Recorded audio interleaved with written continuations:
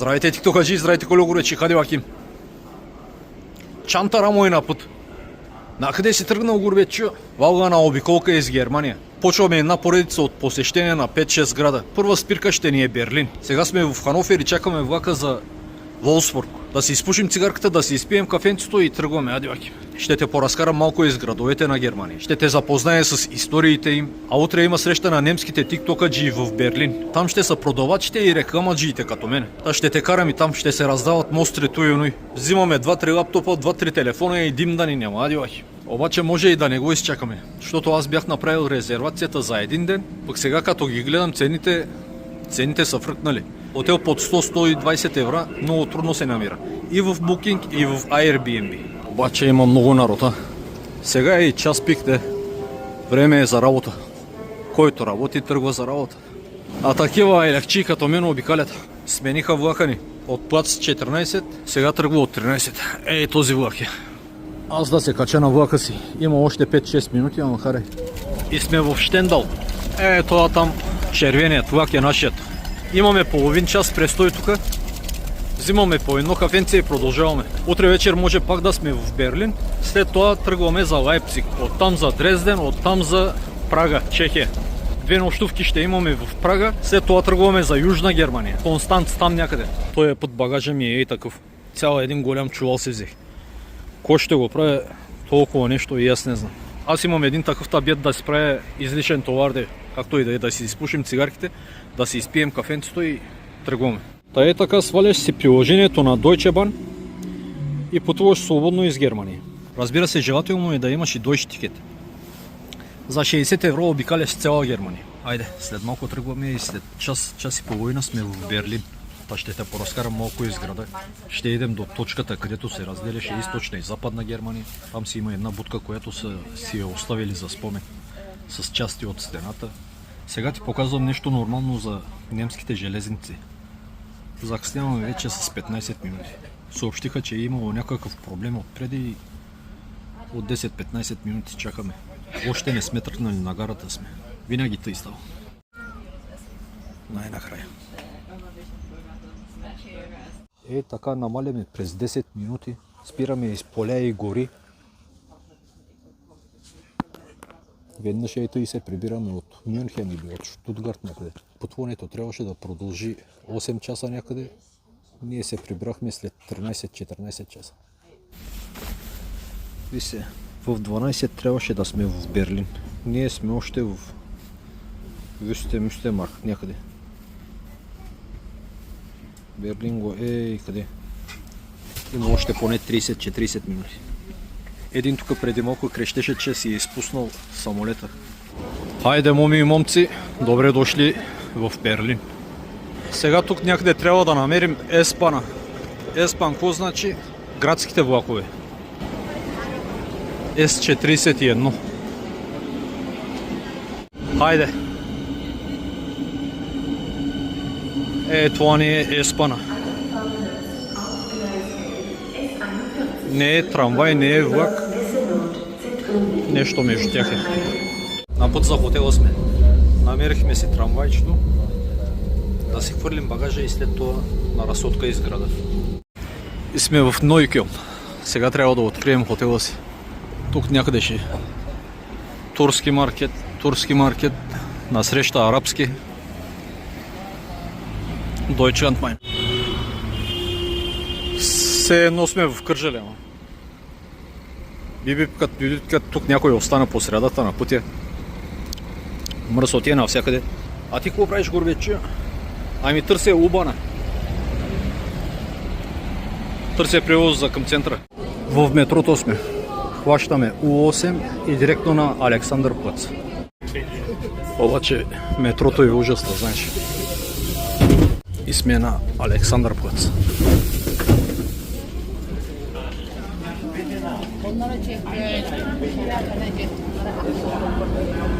Това си метрото.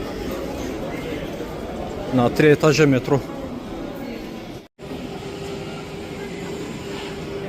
Символ на немската автомобилна индустрия. Траби. Качи пара 15 евро.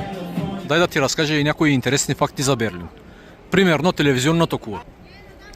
Висока е 368 метра и е най-високата сграда в Германия. А знаеш, че Берлин е 8 пъти по-голям от Париж, но има по-малко население. Берлинската стена беше дълга 155 км и разделяше Германия на две в продължение на 28 години. От 1961 година до 1989 година. Сега все още са запазени някои части като спомен от миналото. Ще идем до едно от тях. А знаеш ли, че в Берлин има повече мостове, отколкото в Венеция? Близо 1700 моста. Горбечета да хапне един и такъв берлински дюнер вакам. Аде вакам. Кач пара горбечо? 7,50. Искам да ти кажа друго. Бях тук за последно преди 1 или 2 години. Мисля, че преди 2. От тогава насам, да я знам, Берлин ми се стори много по-разпасан, много по-мръсен. Мое мнение, не знам, може би не се е променило, ама на мен ми се стори доста по-мръсен. Почти напълно разрушен и само за 10-15 години напълно възстановен. Това е Берлин. Дай да ти поразкажа малко и историята на Берлин. Знаеш, тя е столица на Германия и е разположена в североизточната част на страната, на бреговете на реките Шпере и Хафел. Това мисля, че трябва да е Шпере. Та днес градът е център на политика, култура, наука, технологии и има население от над 4 милиона души. Да ти споделя и набързо по векове как се е развивал градът и как е достигнал днешният вид един от емблематичните градове на Европа. Та за Берлин за първи път се споменава през 1270 година, като Кьон на Шпере, а малко по-късно като Берлин. Смята се, че името Берлин иде от славянската дума берл, блато, а ин значи нещо като вътре, вътре в блатото, тъй го разбере. Що тъй горбечо? Ами заради реките Шпере и Хафел, това тук преди е било блатисто място, защото по онова време това тук е било блатист район. И по онова време и сега то си е един от главните пътища за търговия от Балтийските страни към Южна Германия. Та през 14 век се появяват първите крепостни стени на града. И точно тогава някъде градът започва да членува в Ханзата.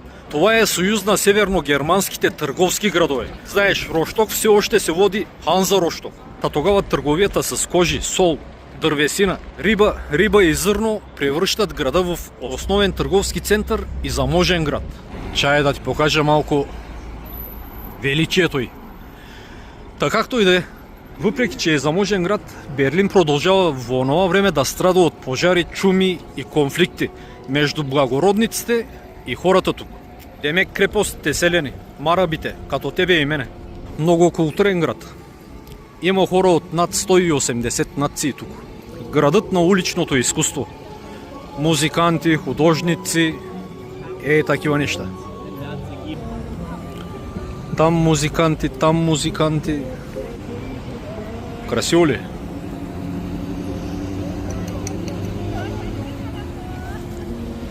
Както и да е, дай ние да си продължим с историята.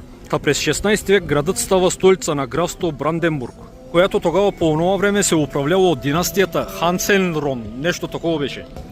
Но по онова време, по време на 30 годишната война, за която съм ти разказвал и преди, която продължава от 1618 до 1648 година, градът е напълно опустошен. Почти опустошен. И населението и тогава намалява наполовина. И след края на тази война, Фридрих Велики, или както немците го наричат, Великият кюрфюрист, започва възстановяването на града. И да ти кажа, успява. Изграждат се улици, театри, училища и дворци. Та този Фридрих прави доста неща за града. А другият Фридрих III, през 1701 година се провъзгласява за крал на Прусия.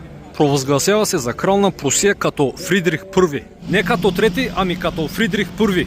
И провъзгласява Берлин за столица на кралството, кралство Прусия. А по времето на другият Фридрих, Берлин още повече процъфтява. Строят се ударно дворци, училища и академии. Също така и градините на Шарлотенбург. Това са едни цветни градини такива. Това е през 18 век, а 19 век, знаеш, е бумът на индустриализацията в целия свят.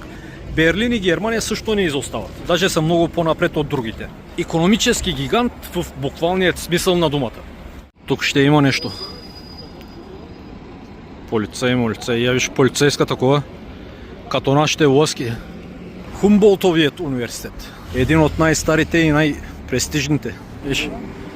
Продават се книги. Тук можеш да дойдеш и да си вземеш книги, рисунки. Това да не е трудело. Виж, сега влязох на едно такова интересно място. Който го знае кое е що е, берлинчаните да пишат в коментарите.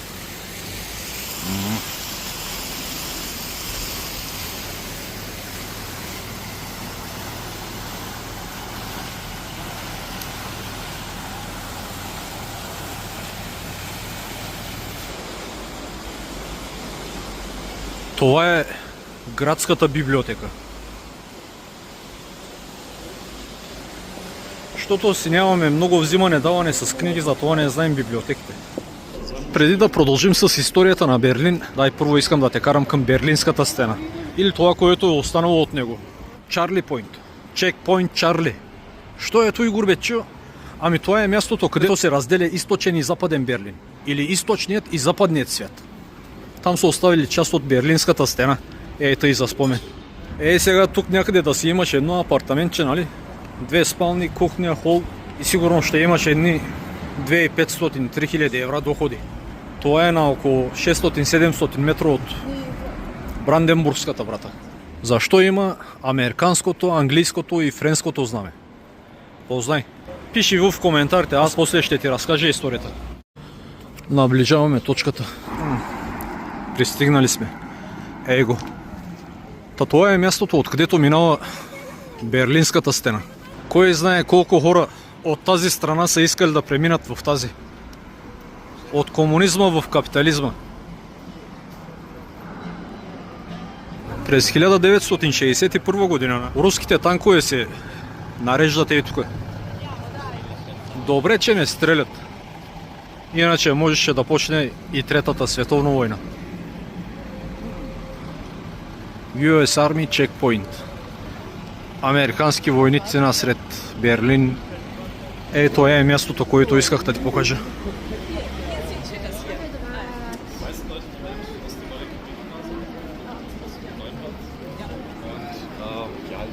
US Army Checkpoint.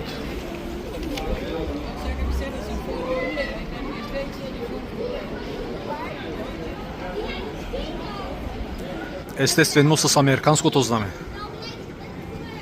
Това е тази разделителна линия. Обаче не знам тъй ли се е разделило, тъй ли се е разделило. Ще го научим сега. Тук трябва да има и част от стената. От тази страна има руски войник, от другата страна има американски. Дай сега търсим стената. Може да е тук някъде. Ей го. Къде търсим стената? Това е разделителната линия ще. Аз го гледах това събарене на стената по телевизията по това време. Его. Това е част от Берлинската стена ще. Здрава арматура, Чекпойнт Чарли.